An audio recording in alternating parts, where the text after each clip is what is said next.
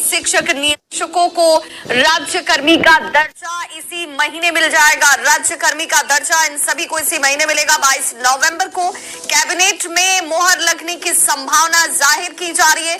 नई शिक्षक नियमावली का फाइनल ड्राफ्ट बनकर तैयार हो चुका है और कैबिनेट की मोहर के बाद ये अपने आप मूल स्वरूप में यानी कि सभी को ये राज्य कर्मी का दर्जा हासिल हो जाएगा। राज्य के 4 लाख नियोजित शिक्षकों को इसका फायदा।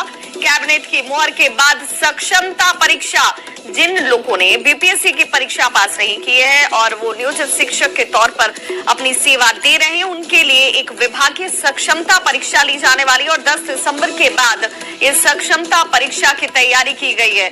पास होने के बाद इन सभी को भी राज्य कर्मी का लाभ हासिल होगा। सहयोगी रजनीश हमारे साथ इस वक्त जुड़ गए हैं। रजनीश, ये बड़ी खबर, क्योंकि वो तमाम शिक्षक जिन्होंने बीपीएससी की परीक्षा पास नहीं की थी वो सब सक्षमता परीक्षा के लिए तारीख का इंतजार कर रहे थे, तो माना जाए कब उनका इंतजार खत्म होने वाला है?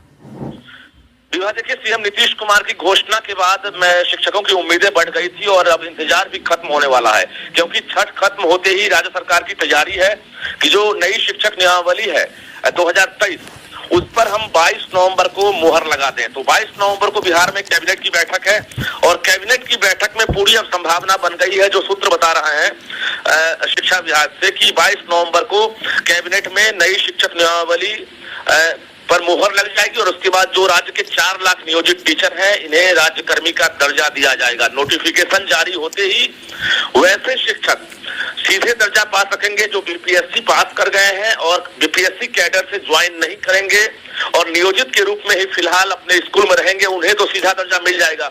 लेकिन जो बाकी 4 लाख नियोजित टीचर हैं उन्हें सक्षमता परीक्षा देनी होगी। यानी बिहार बोर्ड को ये जिम्मा मिला है और 10 दिसंबर के बाद कहा जा रहा है कभी भी परीक्षा की घोषणा हो सकती है और 31 दिसंबर से पहले यानी दिसंबर अंतिम में जो है रिजल्ट की भी तैयारी की गई है कि रिजल्ट भी जब इसी साल अंत तक दे दें और राज्य कर्मी का दर्जा दे दें, जिसके बाद वरीयता और स्थानांतरण, जो ऐच्छिक स्थानांतरण के साथ साथ जो वरीयता का लाभ है ये इन शिक्षकों को मिलेगा और ये लोग पूर्ण रूप से राज्य के कर्मी हो जाएंगे, सरकारी कर्मी कहलाएंगे।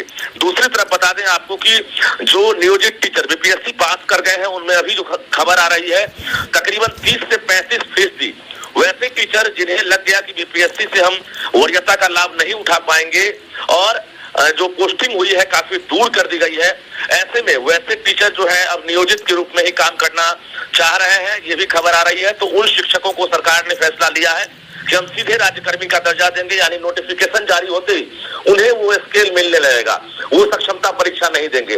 तो राज्य के जो 4 लाख नियोजित टीचर हैं इन्हें मामूली परीक्षा, जो नीतीश कुमार ने कहा है कि मामूली परीक्षा लेंगे, तो ये भी खबर आ रही है कि जो क्वेश्चन का लेवल होगा काफी आसान होगा और जो भी नियोजित टीचर पढ़ा रहे हैं अपने पैटर्न के मुताबिक परीक्षा देंगे और निश्चित रूप से पास करने की सरकार की भी तैयारी है। चलिए, बहुत बहुत शुक्रिया रजनीश इस तमाम जानकारी के लिए। छठ महापर्व को लेकर शिक्षकों को राज्य कर्मी का दर्जा इसी महीने मिल जाएगा। राज्य कर्मी का दर्जा इन सभी को इसी महीने मिलेगा। 22 नवंबर को कैबिनेट में मोहर लगने की संभावना जाहिर की जा रही है।